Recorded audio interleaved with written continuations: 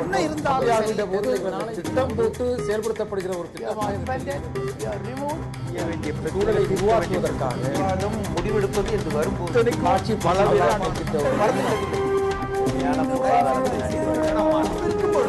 எதிர்த்து பேசிட்டு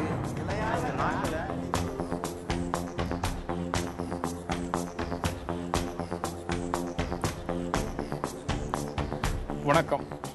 சிறப்பு நேர்பட பேசு நிகழ்ச்சிக்கு உங்களை வரவேற்பதில் பெரும் மகிழ்ச்சி.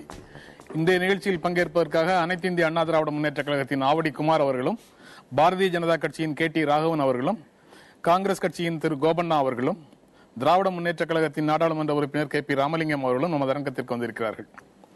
16வது மக்களவையில் பாரதிய ஜனதா கட்சி அறுதி பெரும்பான்மை எட்டக்கூடிய சூழ்நிலையில் இருக்குது. 300க்கும் மேற்பட்ட இடங்களில் தேசிய ஜனநாயக கூட்டணி வெற்றி பெறுகிறது அப்படிங்கிற நிலையில முன்னிலையில இருக்குது. தமிழ்நாட்டில் 37 இடங்கள்ல அனைத்து இந்திய அண்ணா திராவிட முன்னேற்ற கழகம் வெற்றி பெறும் அப்படிங்கிற சூழல் இருக்கு. இதை பற்றி பேசலாம்.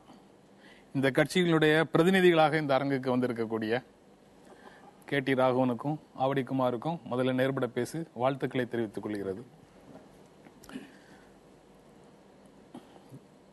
KP ராமலிங்கம், தேர்தல் முடிவு மக்களுக்கு மகிழ்ச்சி என்றால் எங்களுக்கும் மகிழ்ச்சி தான் அப்படின்னு உங்கள் பொருளாளர் சொல்றாரு. எங்களுக்கும் மகிழ்ச்சி தான் அப்படிங்கிறது முடிவை ஏற்றுக்கொள்கிறோம் அப்படிங்கிற பொருளா? முடிவை ஏற்றுக்கொள்கிறோம் என்று ஏற்றுக்கொண்டுதான் ஆகணும். ஜனநாயகத்தில் ஒரு தேர்தல் நடைபெற்று முடிந்ததற்கு பின்னால் அறிவிக்கப்படுகிற முடிவுகளை ஏற்றுக்கொள்வது என்பது அதுவும் ஒட்டுமொத்தமாக இந்தியா முழுவதும் இன்றைக்கு மோடி தலைமையிலே ஒரு ஆட்சி வர வேண்டும். ஒரு நேரு அவர்களுக்கு பின்பு, இந்திரா காந்தி அவர்களுக்கு பின்பு, ராஜீவ்காந்தி அவர்களுக்கு பின்பு ஒரு தரமான ஆட்சியை தருவார் என்ற ஒரு நம்பிக்கையோடு வாக்களித்திருக்கிறார்கள். அதை ஏற்றுக்கொள்வது மக்களுக்கு மகிழ்ச்சி என்றால் எங்களுக்கு மகிழ்ச்சி. அந்த ஆட்சி எப்படி நடக்கப் போகிறது என்பதை பின்னாலே தான் பார்க்க வேண்டும். அந்த மகிழ்ச்சியை தெரிவித்திருக்கிறார். ஆனால் தமிழ்நாட்டை பொறுத்தவரை, என்னை பொறுத்தவரை அவருக்கு வேண்டுமானால் மகிழ்ச்சியாக இருந்திருக்கலாம். இந்த தேர்தலுடைய முடிவுகள் மகிழ்ச்சி அளிக்கவில்லை. இன்னும் சொல்ல போனால் தமிழ்நாட்டிலே மக்கள் அளித்த தீர்ப்பாக கூட கருதவில்லை. தமிழ்நாட்டிலே மோடியினுடைய சுனாமி இந்தியா முழுவதும் வீசுகிற போது தமிழ்நாட்டிலே மட்டும் அது பண அலைதான் அதை போய் தடுத்து இருக்கிறதே தவிர ஓட்டுக்கு 200 ரூபாய் வழங்கியதில் அது ஏற்பட்டிருக்கிற அந்த முடிவுகள். ஆக அந்த முடிவை என்னை பொறுத்தவரை அது சரியான முடிவாக ஏற்றுக்கொள்ள இயலாது. அந்த முடிவுகளை சரியாக ஏற்றுக்கொள்ற மனநிலை இன்னும் KP ராமலிங்கத்துக்கு வரல. இதே குற்றச்சாட்டை திராவிட முன்னேற்ற கழகத்திலிருந்து வரக்கூடிய நண்பர்கள் எல்லாருமே இந்த அரங்கத்துல காலையிலிருந்து சொல்லிட்டு இருக்கிறாங்க. பல விதிமீறல்களை ஏற்றுக்கொள்ளக்கூடிய நிலையில தேர்தல் ஆணையமும் மக்களும் வந்துட்டாங்க அப்படின்னு பார்க்க முடியுமா? இல்ல, அதாவது யார் ஏற்றுக்கொள்கிறார்கள் யார் ஏற்றுக்கொள்ளவில்லை என்பதை பற்றி கவலைப்படுகின்ற அளவுக்கு நம்முடைய ஜனநாயகம் பலகீனமாக இல்லை. இன்றைக்கு பண அலை வீசியதாக சொன்னவர்கள் அந்த பண அலையை நம்பி வேட்பாளர்கள் நிறுத்தினார்கள் என்பது அவர்கள் கட்சியிலே இருந்து வந்த குற்றச்சாட்டு. இன்றைக்கு திமுகவின் வேட்பாளர்கள் நியமனத்திலே கூட பணத்தை மையமாக வைத்து பணம் உள்ளவர்களை மட்டுமே வேட்பாளர்கள் நிறுத்தி அந்த பணத்தினாலே அவர்கள் நிறுத்தப்பட்டிருக்கிறார்கள். கட்சிக்கு உழைக்காதவர்களாக நிறுத்திருக்காங்க. இதனால இந்த கட்சி தோற்றுறோம் 4வது இடத்துக்கு வரும்னு சொன்னதெல்லாம் அவங்க கட்சியில தான் சொன்னாங்க. அதனால அவங்க இன்றைக்கு இந்த குற்றச்சாட்டு என்பது இன்னைக்கு ஸ்ரீபெரும்புதூர்ல எவ்வளவு கொடுத்தாங்க, மத்திய சென்னையில எவ்வளவு கொடுத்தாங்க, நீலகிரியில என்ன கொடுத்தாங்கன்றதெல்லாம் எல்லா ஊடகங்களும் செய்தி வந்திருக்கு. தஞ்சாவூர்ல என்ன நடந்ததுன்னு தெரியும், தென்காசியில் என்ன நடந்ததுன்னு தெரியும், நாகப்பட்டினத்தில் என்ன நடந்ததுன்னு தெரியும். ஆக இன்றைக்கு குற்றச்சாட்டு சொல்லுவது என்பது தன் மீது வருகின்ற பழியை முதல்லயே தூக்கி யார் மேல போட்டு நினைக்கிறதுக்காக சிலர் சொல்றாங்க. அதை பத்தி எங்களுக்கு கவலை இல்லை. இன்றைக்கு இந்தியாவிலேயே தேர்தல் நடந்த இந்த தேர்தலில் இந்தியாவில் அதிகமான வழக்குகள் தமிழ்நாட்டில் மட்டும்தான் 13,641 வழக்குகள் போட்டிருக்காங்க. ஆக தேர்தல் முறைகேடு நடந்தது இந்தியா முழுக்க நடந்திருக்கு. ஆனா இங்கதான் அதிகமாக வழக்கு போட்டிருக்காங்க. இன்னும் சொல்ல போனா பணம் பரிமாற்றங்கள் அதிகமாக நடந்து அதிகமாக கைப்பற்றப்பட்டது ஆந்திரத்துல தான் 153 கோடி வழக்குகள். அதுல கூட நம்ம இங்க முறைகேடுகள் நடந்ததுன்னா தேர்தலில் சில தவறுகள் நடந்திருக்க கூடும். அதை சில கட்சிகள் எல்லா கட்சியும் மேல அந்த குற்றச்சாட்டுகள் இருக்கு.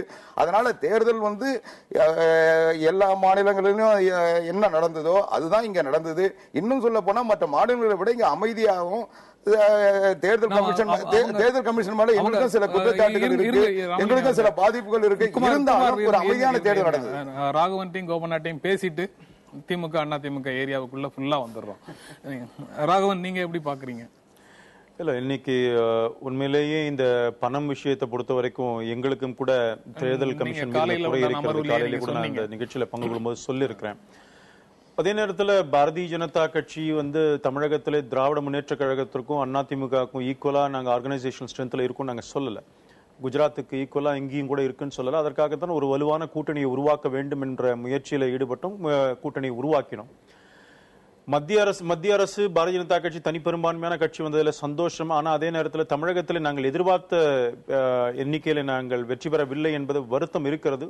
எங்களுடைய மாநில தலைவர் வெற்றி பெற்றிருக்கிறார். 100% மகிழ்ச்சியை இந்திய மக்கள் யாருக்கும் கொடுக்கல இந்த தேர்தல் முடிவுல அப்படின்னு பார்க்க முடியுது.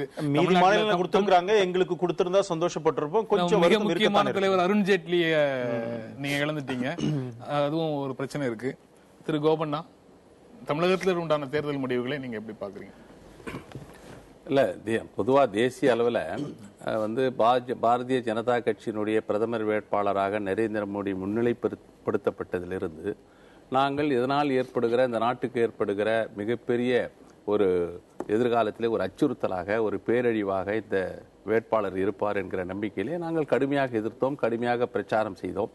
ஆனால் இன்றைக்கு அந்த தீர்ப்பு அவர் பிரதமராவதற்கு ஆதரவாக 300க்கும் மேற்பட்ட இடங்களிலே வெற்றி பெற்றிருக்கிறார்கள். அவர்களுக்கு வாழ்த்து சொல்லி காங்கிரஸ் கட்சியுடைய தலைவி சோனியா காந்தி அவர்களும் துணைத் தலைவர் ராகுல் காந்தி அவர்களும் இன்றைக்கு பேட்டி கொடுத்திருக்காங்க. அந்த அடிப்படையில் இந்த தேர்தல் தீர்ப்பை நாங்கள் ஏற்றுக்கொள்கிறோம். அதே போல தமிழ்நாட்டை பொறுத்தவரை மதசார்பற்ற சக்திகளை ஒருங்கிணைப்பதிலே நாங்கள் 2004 எத்தகைய முயற்சிகளை மேற்கொண்டோமோ, 2009 மேற்கொண்டோமோ அதே முயற்சியை நாங்கள் மேற்கொண்டோம். ஆனால் அந்த முயற்சி பலனளிக்காத நிலையில மதசார்பற்ற சக்திகள் சிதறுகிற நிலையை தமிழ்நாட்டில் ஏற்பட்டது.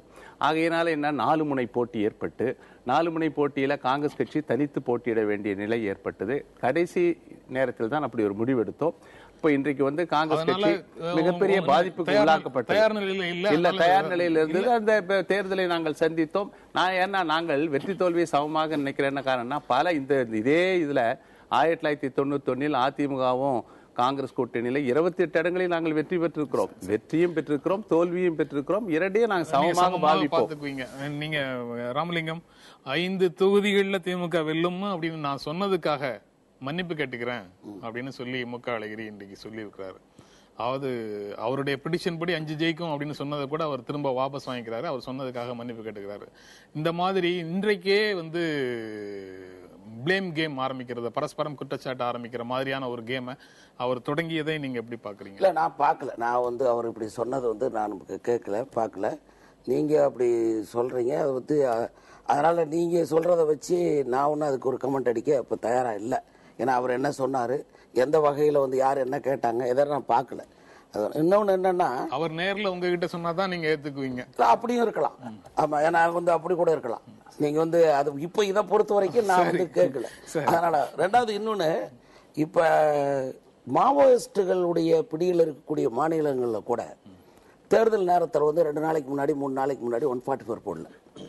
ஆனா தமிழ்நாட்டில் ஒரு 144 போட்டது. 144 போட்டதோட மட்டுமல்ல, 21ஆம் தேதி தமிழ்நாடு முழுவதும் இருக்கக்கூடிய ஒரு கட்சியினுடைய வேட்பாளர்கள் பூரா சென்னைக்கு வர சொல்லி, அன்னைக்கு சென்னையில் அவங்களுக்கு வேறு எந்த வேலைகளும் கிடையாது.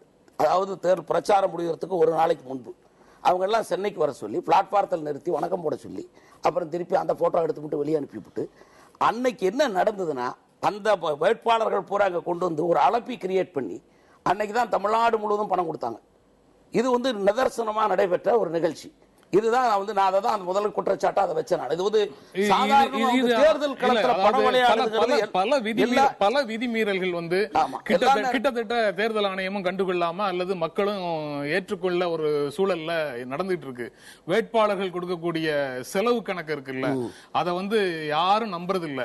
ஆனாலும் கிட்டத்தட்ட அது ஏற்றுக்கொள்ளப்பட்ட நிலையில இருக்கு. அதற்காக விதிமீறல்களை நியாயப்படுத்தி நான் கேட்கல. ஆனா இந்த மாதிரி பணம் கொடுக்கிற விஷயத்துல சார்ஜ் அதை யார் தொடங்கி வச்சாங்கன்னு திரும்ப கேட்பாரு. நீங்க தேர்தலுக்கு இது எதுக்காக இந்த தடவை இவ்வளவு கான்சென்ட்ரேஷன் இது ஒரு இன்வெஸ்ட்மெண்ட் மாதிரி, இது வந்து ஒரு தொழிலா அந்த தேர்தலை நடத்துற ஒரு சூழ்நிலை பார்த்து இவ்வளவு சீட்டுகள் வந்தா டெல்லி ஆட்சியை மிரட்டலாம், அதை வச்சு அது ஆரம்பத்தில் இருந்தே அந்த பாணியில போனது. ஏற்கனவே சொன்னதுக்கு அவர்கிட்ட பதில் வாங்கிக்கிறேன். நீங்க 21ஆம் தேதி எல்லா வேட்பாளர்களையும் இங்க சென்னைக்கு வரவழைத்ததே வந்து எல்லாருடைய கவனத்தையும் இந்த பக்கம் திருப்பிட்டு வேறு ஏதோ செய்வதற்காக அப்படின்னு சொல்றது எவ்வளவு தூரம் செய்யறதுக்காக? அதாவது கையாலாகாதவர்கள் எதையாவது ஒரு கதை திரிப்பது 21 எதுக்காக வரவழைக்கப்பட்டார்கள் சொல்ல வேண்டிய அவசியம் இல்ல. அவர் கேட்டது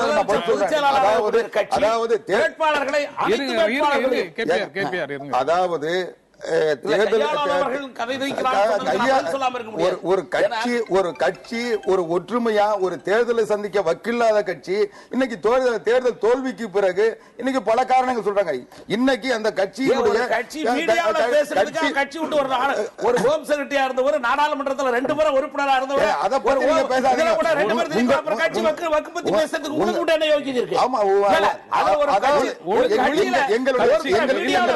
எங்களுடைய கட்சியினுடைய நடவடிக்கை பற்றி விமர்சிக்கின்ற அளவுக்கு யோகியமான கட்சி நீங்க இல்ல. அதுவும் குறிப்பா உங்களுக்கு அந்த தகுதி இல்ல.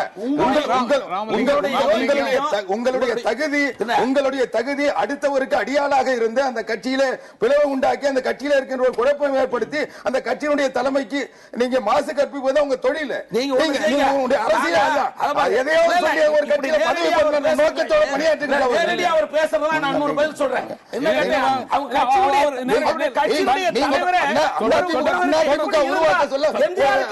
அரசியல் தலைவர் ஆனார் என்பதை புரிந்து கொள்ள வேண்டும்.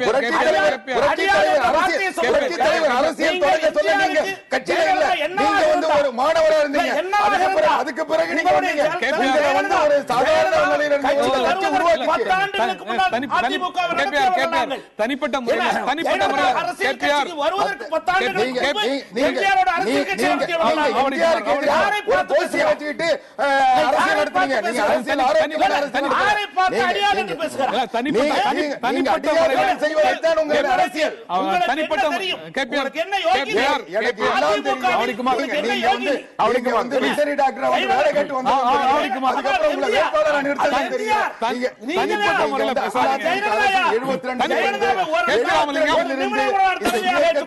உருவாக்கியவர்களை தொண்டர்களாக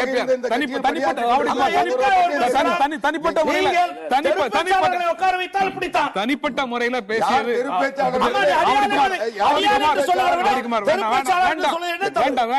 வேண்டாம். தனிப்பட்ட முறையில பேசுறத தயவு செய்து தவிர்த்துருங்க. விரும்பத்தகாத ஒரு நிகழ்வாக ஆரம்பிச்சது தொடர்றது தப்பு தான். வேண்டாம், தொடர்ந்து அதை பத்தி பேச வேண்டாம். நீங்க இன்னைக்கு திமுகவினுடைய தோல்வி சரி, அதை பத்தி நீங்க சொல்ல மாட்டேன்னு சொல்லிட்டீங்க, நீங்க அதை பார்க்கலன்னு சொல்லிட்டீங்க. அதனால திரும்ப அதை தொடர்ந்து உங்ககிட்ட பேச முடியாது. நீங்க பல விதிமீறல்களை ஏற்றுக்கொள்ளக்கூடிய மனநிலைக்கு இந்திய சமூகம் வந்துடுச்சா? இல்ல, அப்படி இல்ல, அப்படி சொல்ல முடியாது. ஆனால் விதிமீறல்கள் கட்டுப்படுத்தப்பட வேண்டும் என்பதுதான் நம்ம சொல்றோம். விதிமீறல்களை ஏற்றுக்கொள்கிறார்களான்னு சொன்னா இப்ப இன்னைக்கு கூட நம்மளுடைய தேர்தல் அதிகாரி சொல்லியிருக்காரு. நேற்று பார்த்தேன் நானு, பணம் வாங்காம இருந்திருந்தாங்கன்னா ரொம்ப சந்தோஷப்பட்டிருப்பேன், எல்லாம் நல்லா நடந்தது, பணம் வாங்காம இருந்தாருன்னா சந்தோஷப்பட்டிருப்பேன்னு பேசுறாரு. அது எப்படி பணம் கொடுத்ததே அவரு தப்புன்னு சொல்லல. மக்கள் பணம் வாங்காம இருந்தாருன்னா சந்தோஷப்பட்டுருவோம் தேர்தல் அதிகாரி சொல்லுவது எப்படி ஏற்றுக்கொள்ள முடியும்?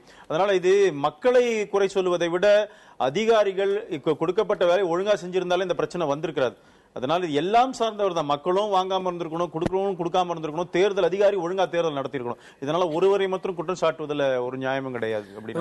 முழு மகிழ்ச்சியை மக்கள் யாருக்கும் கொடுக்கல அப்படின்னு ராகவன்ட்ட பேசினாங்க. கிட்டத்தட்ட அதுதான் அதிமுகவுக்கும் பொருந்துமா? 37 இடங்கள் கிடைச்சது, ஆனா அங்கம் வகிக்கக்கூடிய ஒரு ஆட்சியில் அங்கம் வகிக்கக்கூடிய வாய்ப்பு கொடுக்கல. இந்திய மக்கள், மற்ற மாநில மக்கள் கொடுக்கல. இதை நீங்க எப்படி பாக்குறீங்க? சூழலை உருவாக்குவதற்காக முடிவெடுப்பது என்று வரும்போது ஆட்சி பல